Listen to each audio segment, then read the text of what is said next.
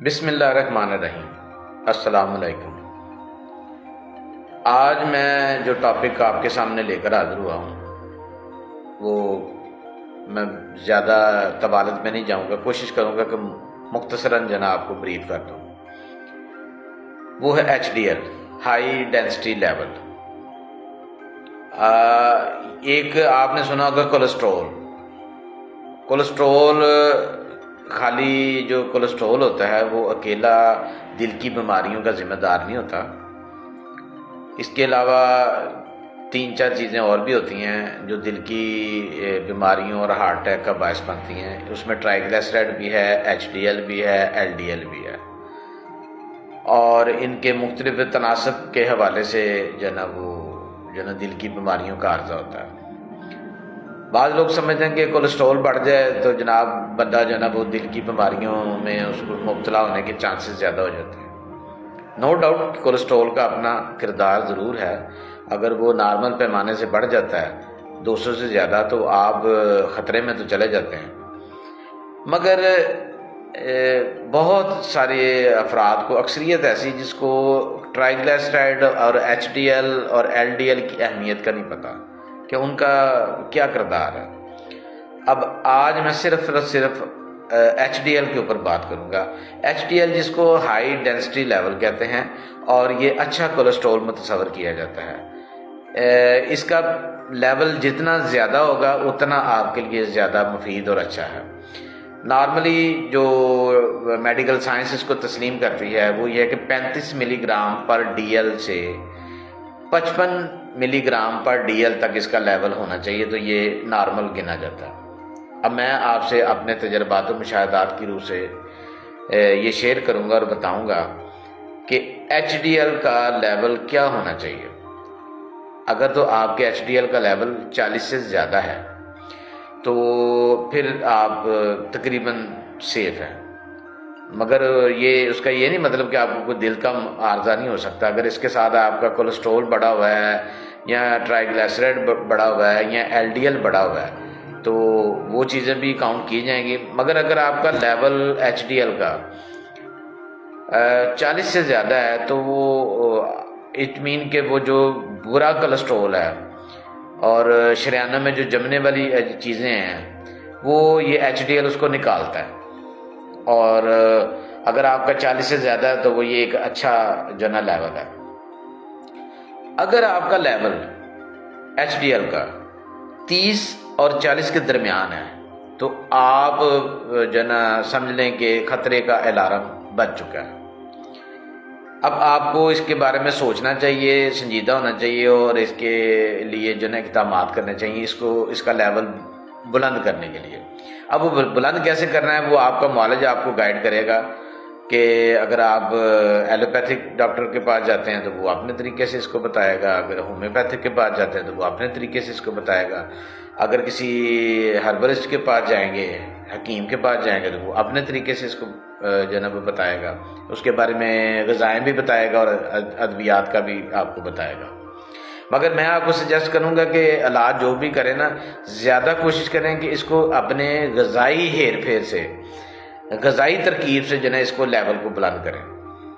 اور غذائی میں آپ کو بتا دیتا ہوں، بہت ساری ایسی وہ مغزیات ہیں، جیسے اخروٹ ہے، بادام ہے، اور اس طرح کی چیزیں، مطلب بادام اور اخروٹ یہ سر فہرست ہے، یہ آپ کے HDL لیول کو بڑھاتا ہے۔ اس کے علاوہ اور پھلوں میں بھی بہت ساری چیزیں ہیں اور بہت ساری آئٹمز ہیں، یہ ایک علیحدہ چیپٹر ہے، یہ آپ کا معالج آپ کے لیے زیادہ وہ بہتر بتا سکتا ہے۔ اب آ جاتا ہوں اگلے مرحلے پہ۔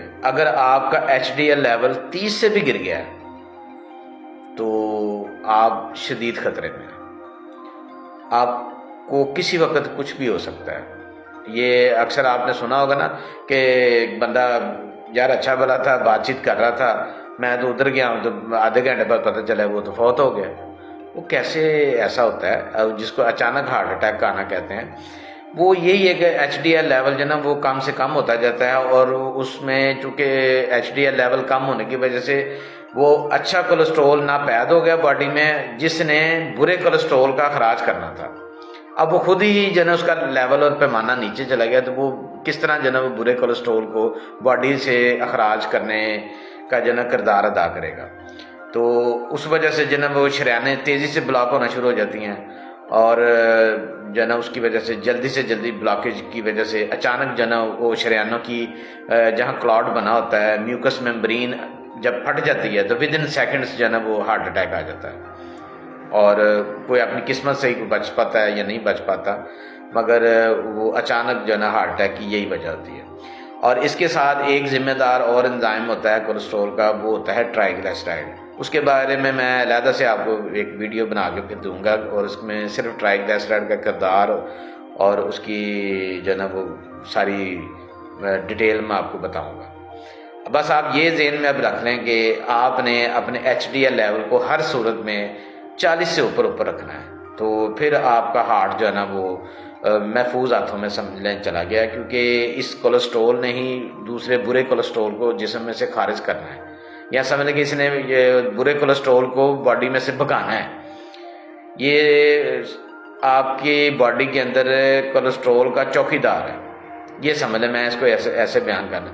جب آپ کا چوکی دار ہی کمزور ہو جائے گا تو پھر وہ حفاظت کیسے کر پائے گا؟ تو اس سے آپ اس کی اہمیت کا اندازہ لگا لیں کہ آپ نے اپنا H D L level, high density level, ہر صورت میں 40 سے اوپر رکھنا ہے، اور جو 50 سے اوپر لے جائے گا وہ تو مچ بیٹر ہے، 40 سے کم نہیں ہونا چاہیے، اور 30 سے کم ہو گیا تو آپ شدید خطرے میں۔ اس بات کو ذہن میں رکھیے گا۔ امید کرتا ہوں کہ میری آج کی اس ویڈیو سے ایچ ڈی ایل کی اہمیت کا اور اس کی تفصیل کا آپ کو کافی حد تک جو ہے نا وہ پتہ چل چکا ہوگا۔ دعاؤں میں یاد رکھیے گا، اور میرے چینل کو جو ہے نا وہ سبسکرائب کر دیجیے گا، تاکہ آئندہ بھی میں اسی قسم کی مفید جو ویڈیوز بناؤں تو وہ آپ تک پہنچ سکیں۔ میرے چینل کا نام ہے حکیم حامد علی ناز، اس کو آپ ٹائپ کریں گے تو وہ میرا چینل آگے آ جائے گا، تو اس کو آپ سبسکرائب کر لیں۔ اس میں مختلف ویڈیوز پہلے سے بھی موجود ہیں، جس میں قانون کے شعبے کے بارے میں بھی ہیں، طب کے شعبے کے بارے میں ہیں، اور میری پرسنل لائف کے بارے میں بھی ہیں۔ تو اجازت دیجیے، انشاءاللہ اگلے پھر کسی اچھے سے ٹاپک کے ساتھ آپ کے سامنے حاضر ہوں گا۔ اللہ حافظ۔